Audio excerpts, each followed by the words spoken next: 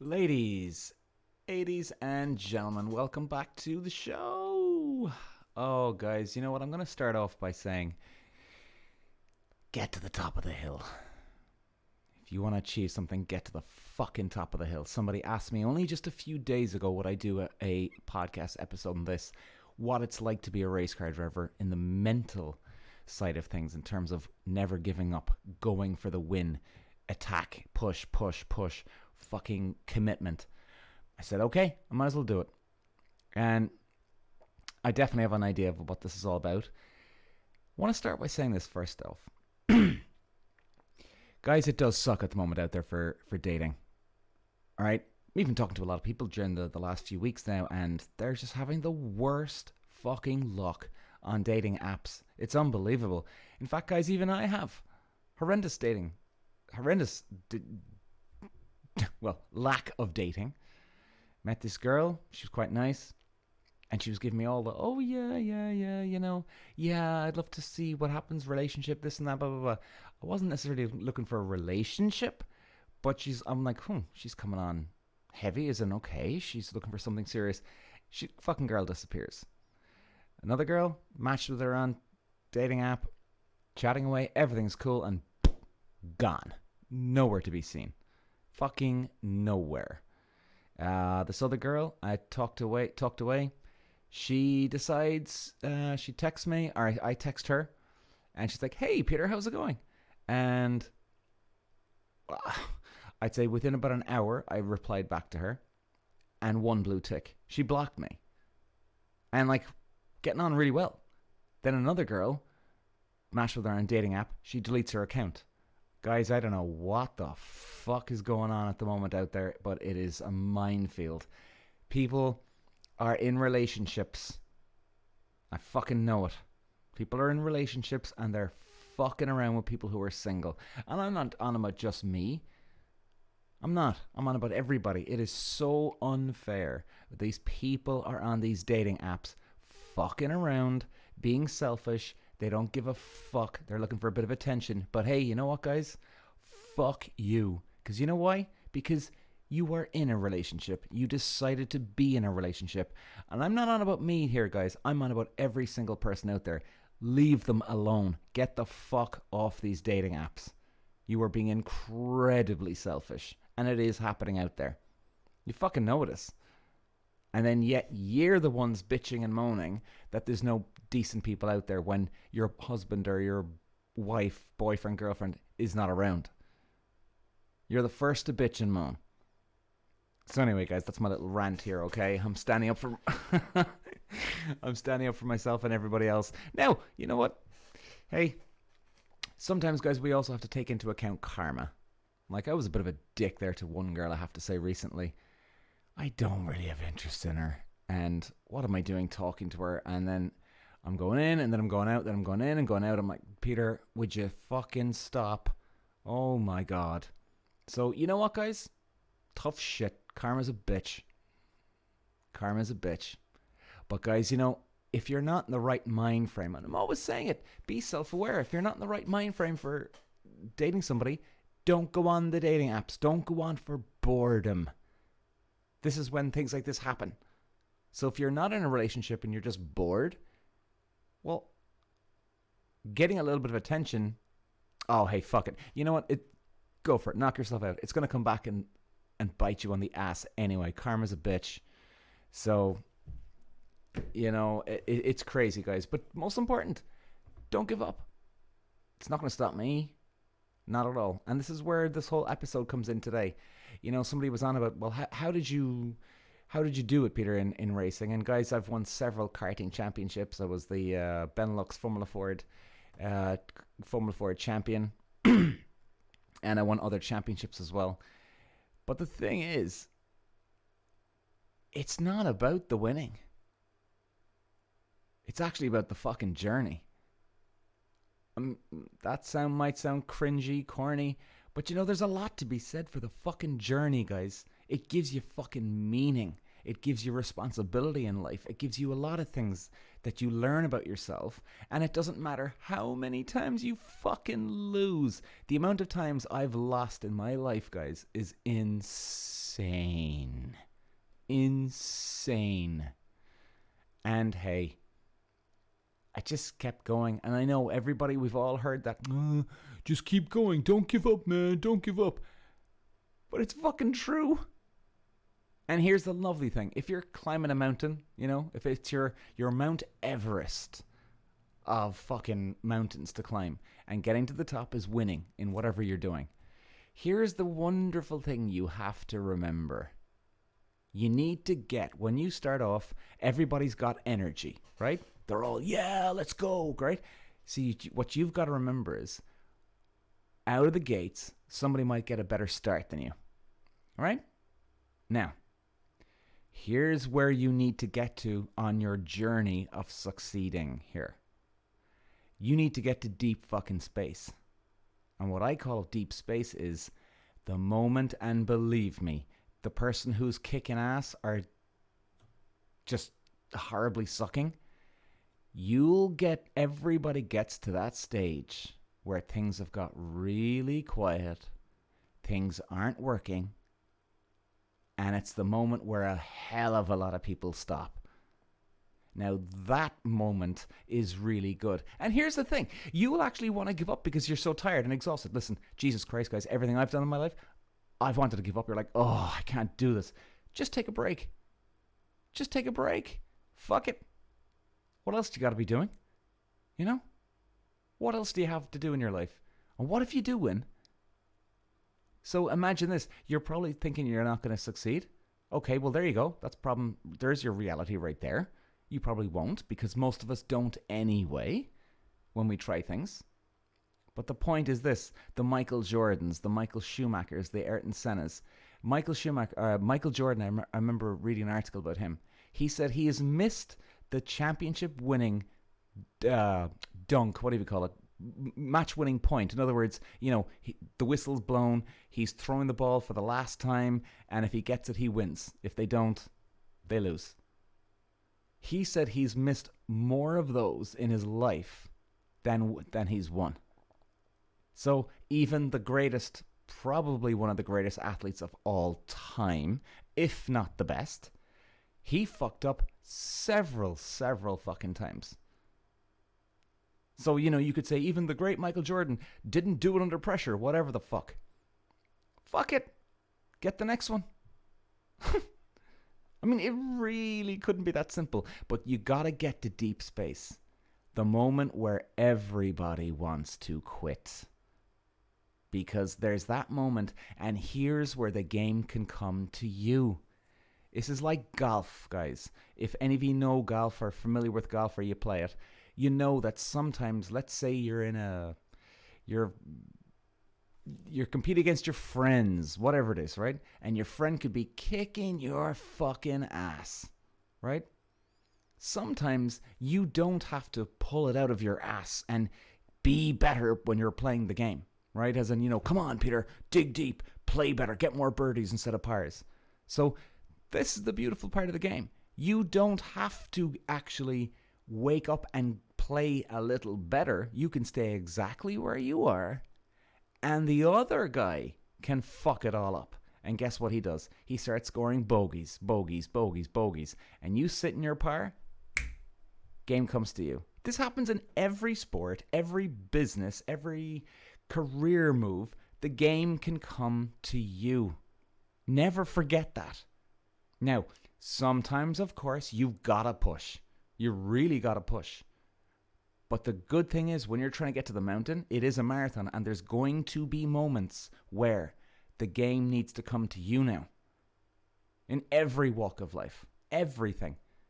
Because I can tell you this for a fact. Even if somebody's in the lead, they're winning the race, or whatever you want to call it, your journey versus someone else, they're going to have one or two bad days. And what if they do come out the gate storming, right? You know, they get a huge lead. They're way ahead of you. They're killing it, right? They are just kicking ass big time. Now, what happens if they have a bad day? Like, if you think about this, guys, maybe they've just done, it was been so easy for them because they came out of the gate storming, way ahead of everybody else, and they've one bad day. that can sometimes really, really make or break somebody. Because what do they do now? What if they lose a bit of momentum? Right? They're used to being in the lead. They're not used to the toughness of it. It's an interesting way of looking at this, guys. You need to understand the mental game of this. Climbing to the top of Everest here. You need to get to no man's land. And here's the other thing too. We're all so concerned about our own performance. Now, as in, I need to be better. Well, hold on a second there.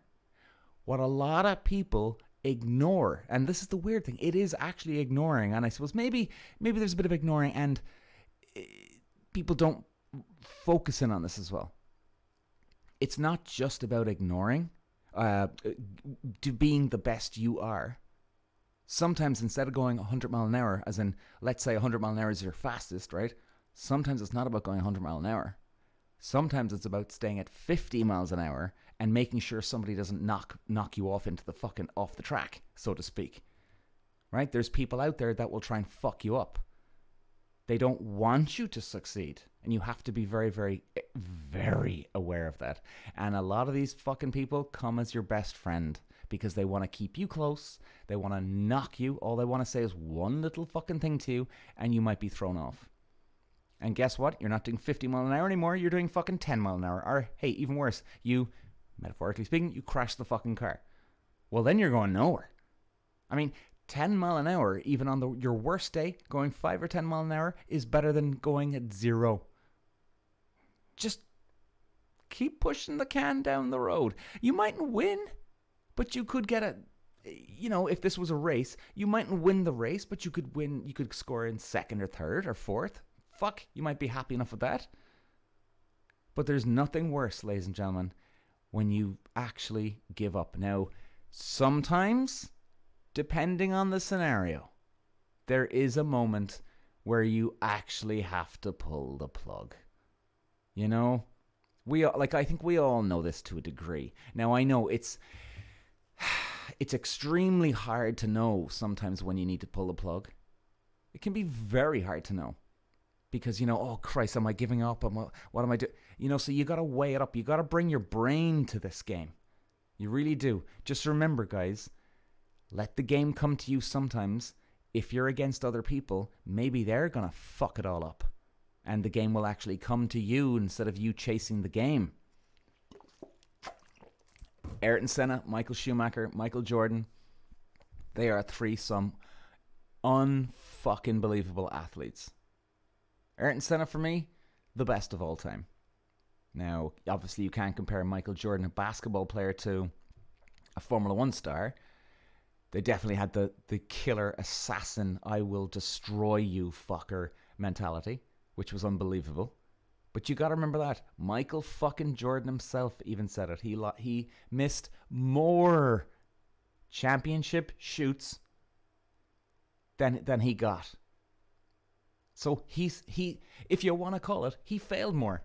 But he's not fucking failing. Failing is just not doing anything. It's a load of bollocks. And you know what? Jordan Peterson actually said it, guys. If you've never watched him, you should. And it's such a simple little statement he made one day. He said, guys, you should push yourself. What else are you going to do? As in, do you have anything better to be doing? And what about the people that judge you? And I'm going to close with this, ladies and gentlemen. For a while, I did suffer like this. I really did. I didn't know what to do after racing. I didn't really feel, fuck, who am I? And, I did care too much what people thought. I needed time. Now, am I a success? On paper? No, I'm not. But, really, I am a success if it makes sense. In other words, I'm not a multi-millionaire. But guys, the most successful people out there,